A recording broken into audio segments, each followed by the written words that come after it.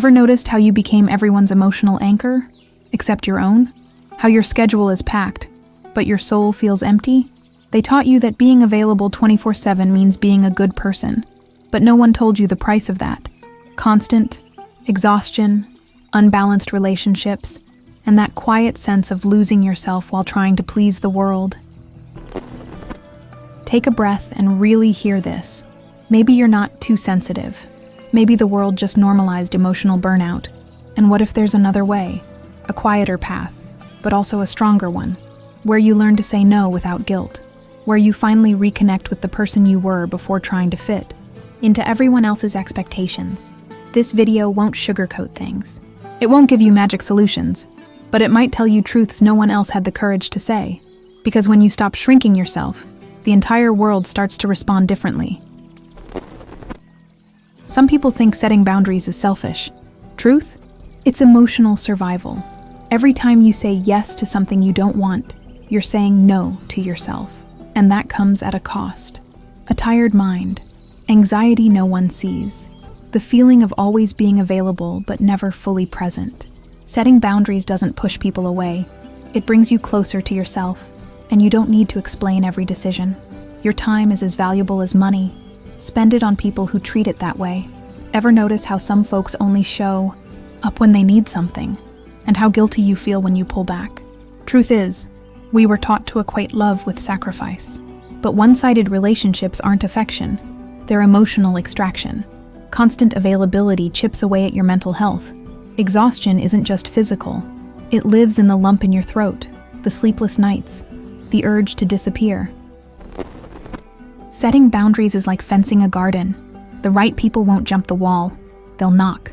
People often say, if I say no, I'll lose them.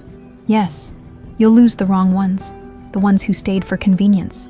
Once you start setting boundaries, the masks fall. You begin to see things clearly. The friend who only called in crisis, the boss who exploited your kindness, even family, may feel uneasy about your independence. But here's what matters. Their discomfort isn't your responsibility. Guarding your emotional energy is an act of self-love. Want a practical start? Choose one area of your life where you feel stretched thin. Work, family, social media.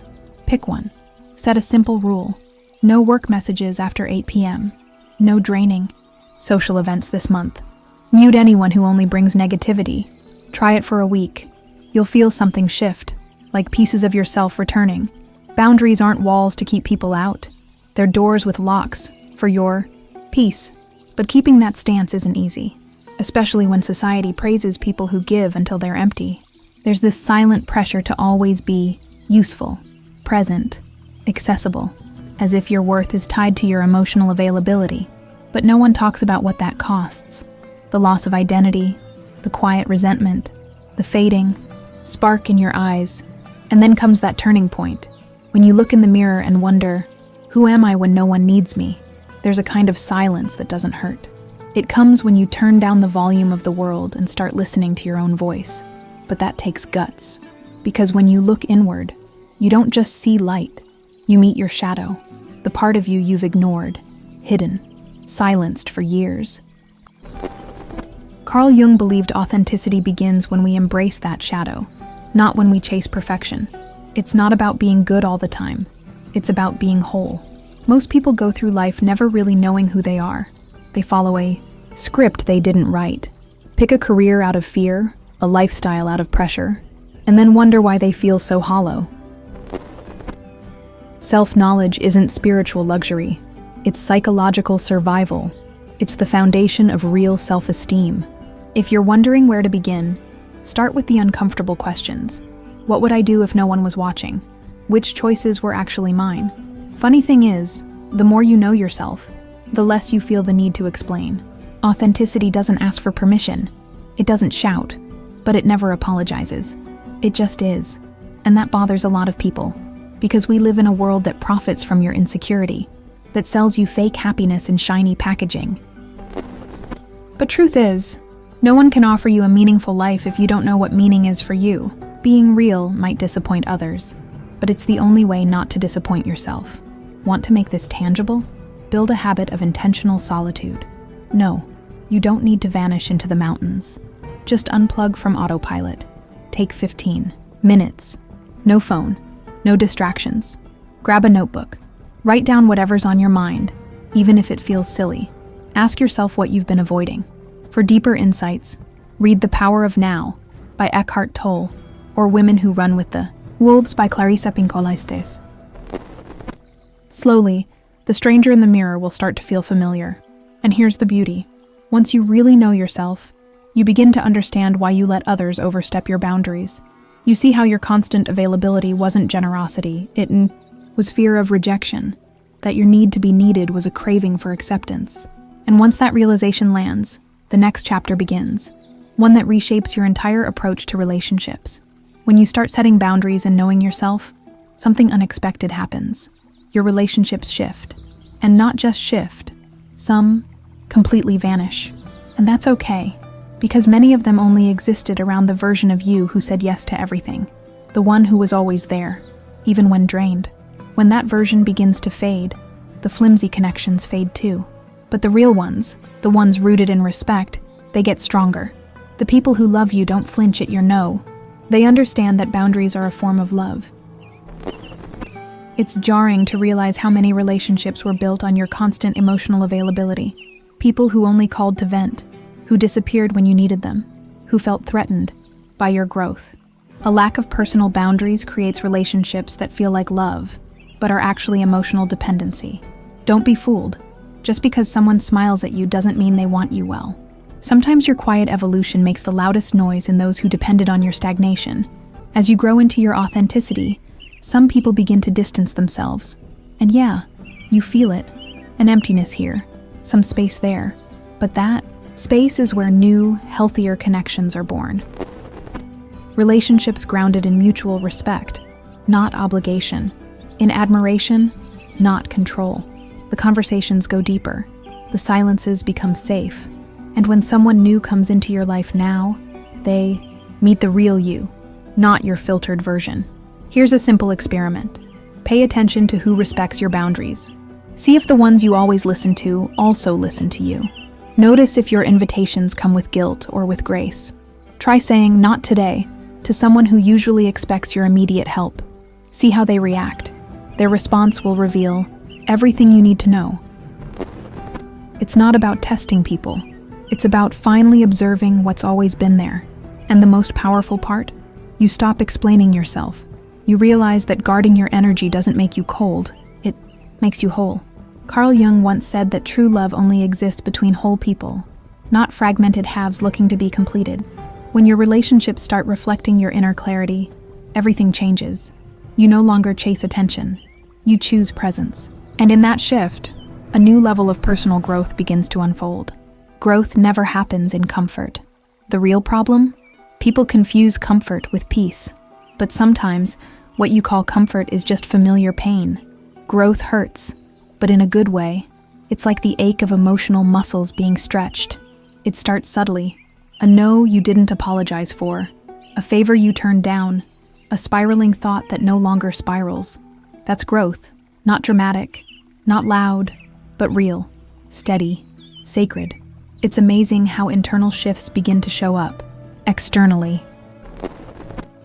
Your self-worth rises when you start making the choices you once thought you couldn't. And here's the magic. You start trusting your own compass. You don't rely on constant advice, validation, or applause. Your energy becomes more intentional. Preserving it becomes non-negotiable. You learn that peace is far less draining than perpetual people-pleasing. But don't get it twisted. Growth doesn't mean becoming emotionally bulletproof. It's not about numbing. It's about balance. Feeling things fully, but not being ruled by them. Crying when it's needed, but also saying enough when the line's been crossed. Growth isn't linear. You'll fall back. You'll hesitate. You'll doubt yourself. That's part of the process. The point isn't to stop messing up. It's to mess up with awareness, and then stand up wiser. Want to put this into motion? Start a self-care routine that includes decisions, not just rituals.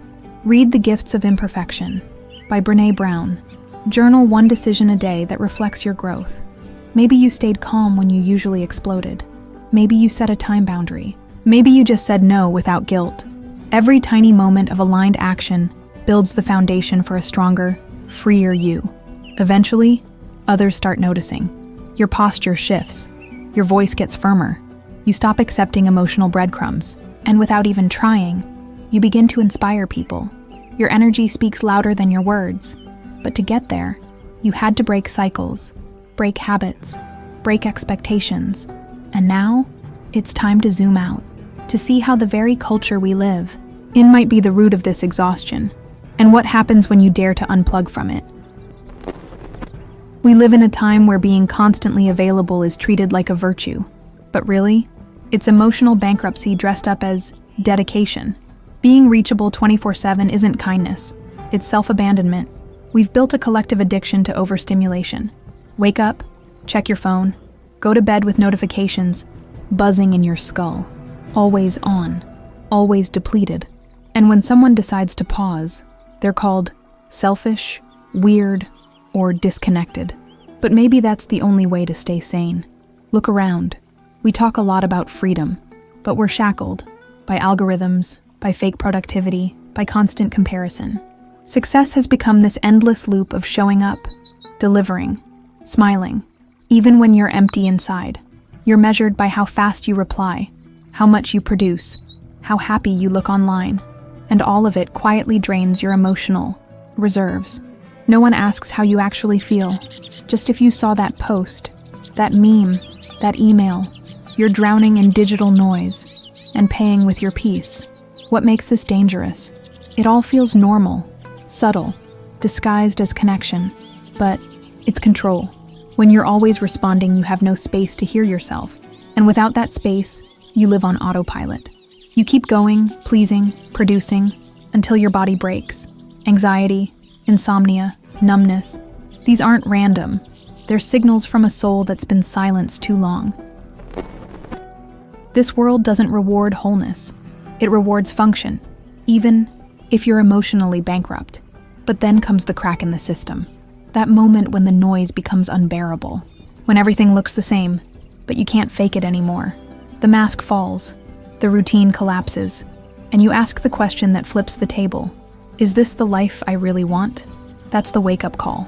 Not with neat answers, but with the discomfort of realizing that this culture of hyper-availability is a pretty prison. Shiny on the outside, suffocating on the inside. That's why so many people are looking for something deeper. A meaning that doesn't come from likes or labels. A space where they can just be. The good news? That space already exists within you. But to access it, you'll need something society fears most. Silence, stillness, presence. And that leads us here to a final quiet question. What would your life look like if you truly started listening? So tell me, how many times have you swallowed your truth just to keep the peace? How many times have you put yourself last just to not make waves? The fact that you're here means something's shifting. It means something inside you is tired of performing, tired of being nice at your own expense. This doesn't have to be a full-blown revolution, just a real one. One boundary, one honest conversation, one deep breath at a time. So I'll ask you this. What's one limit you're ready to set? Today, what's one version of yourself you're ready to reclaim? If this video helped you see things differently, if it put words to a feeling you've been carrying for too long, then join me. Subscribe, hit the bell, and let's keep having these conversations until your inner voice is louder than the noise.